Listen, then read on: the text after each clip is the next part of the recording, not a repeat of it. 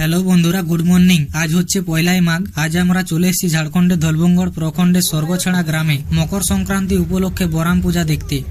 হ্যাঁ বন্ধুরা, বরামদেব হলো জঙ্গল, পাহাড় বা এই গ্রামের দেবতা। এই পূজা মূলত এই অঞ্চলের আদিবাসী, কুর্মী এবং ভূমিজ সম্প্রদায়ের একটি অত্যন্ত গুরুত্বপূর্ণ এবং প্রাচীন ধর্মীয় এক পূজা। আবার বলা যেতে পারে এটি একটি প্রকৃতি পূজা বা পূর্বপুরুষ আরাধনার একটি সংমিশ্রণ।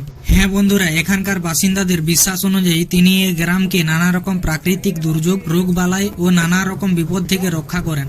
এই যারা ভরনার মধ্যে আছে তাদের মধ্যে বরামদেব উপস্থিত আছেন বলে মানা যায়।